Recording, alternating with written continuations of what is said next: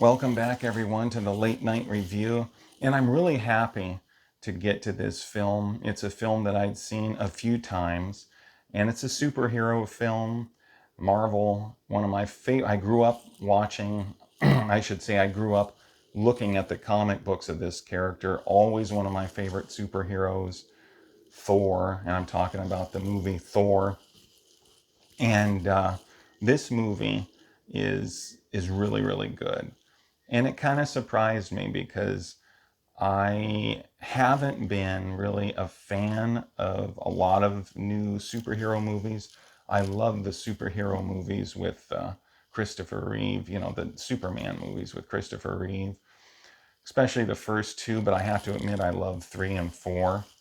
The first two are the best done, most well done, but and then that first one, it's so epic. It has the origin story, the three acts, basically origin story, Krypton, Smallville, where he grew up, and then the third act in Metropolis. Third act is pretty much longer than the other acts. Just epic. Can't beat the score, can't beat the uniform, can't beat the Superman. I love Superman with Christopher Reeve. Still my favorite superhero movie. But I really like Thor. I really do like this movie. I think the special effects are good. I think the acting is really good, and I'll get back to that in a moment. I think the colors, I think they stayed pretty true to the Thor comic books and then Norse mythology. Not completely, but what can you expect? A comic book movie adaptation, you're not going to get everything. I think everyone in here does a really, really good job. Thor is probably one of my favorite superhero movies. The battle scenes are really great, and I like the story. And I think that the story is really good. The battle scenes are really good. The special effects, I love how Asgard looks. I like the colors. Really like how pretty much everything looks, but Asgard in particular. And when they're there, it just looks so wonderful and magical and colorful. They really did a good job to that Norse universe, that Asgard, where Odin dwells and has his high throne. Hiddleskull. Anyway, Hugin and Munin, they're his two ravens, and then he has Gungnir, and he has the spear and all that stuff. He has the one eye, like he's portrayed in the Norse myths and everything. I researched Norse mythology a little bit when I was a number of years ago. Greek mythology and Norse mythology, I really like. I looked into those quite a bit. And there's things in here that are accurate. There's some stuff that's not so accurate. And I really like the art direction, and I like how the characters are portrayed.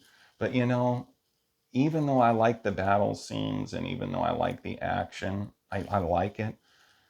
But to me, a great part of this movie, the thing that really stands out in this movie is the dialogue, especially the dialogue between Anthony Hopkins and Tom Hiddleston, who plays Loki.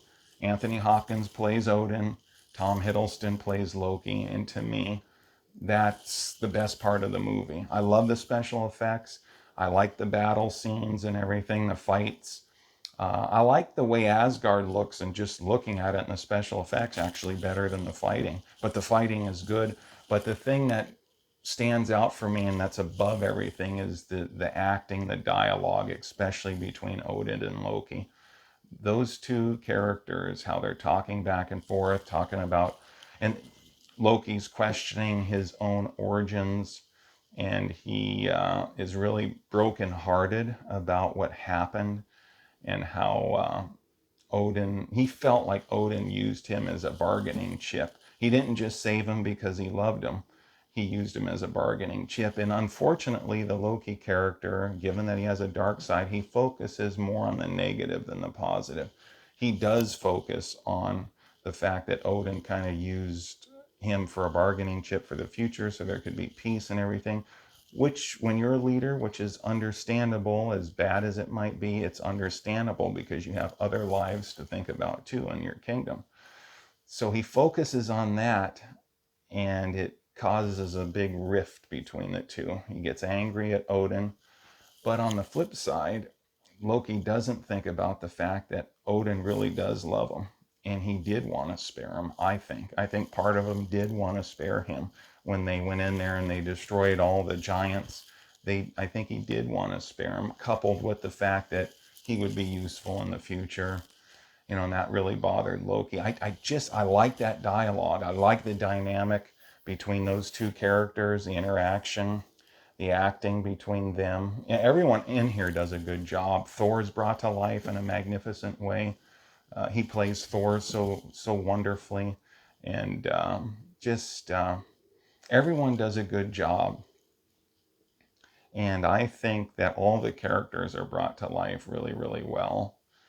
Especially, though, Odin and Loki. Thor too, but Odin and Loki and their dialogue. You have Bifrost, the Rainbow Bridge, which supposedly one day the giants would cross according to Norse mythology. And then Ragnarok, you got that whole thing. When I think about it, it's all coming back to me. The study I've done in Norse mythology, fascinating. Sometimes I think it's even more fascinating than Greek mythology, even though I like both. I grew up watching Clash of the Titans. I grew up watching Hercules, love Hercules. But there's a lot to Norse mythology. There really is. And this movie brings a lot of that to life. Not 100% accurate, but what do you expect? It's a movie. It's a comic book movie. It's fun. It's not a slow pace. This movie has a fast pace. It operates at a good clip.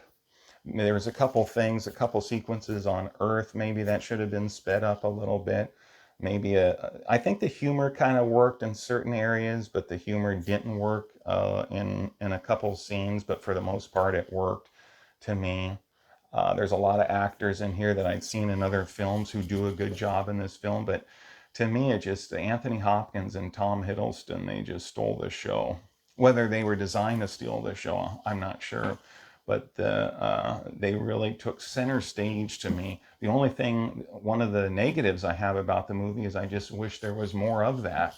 I wish there was more interaction between Odin and Loki, Hopkins and Hiddleston, because their chemistry, I think, was really good, how they went back and forth. And it developed the Loki character, him kind of turning more and more to the dark side.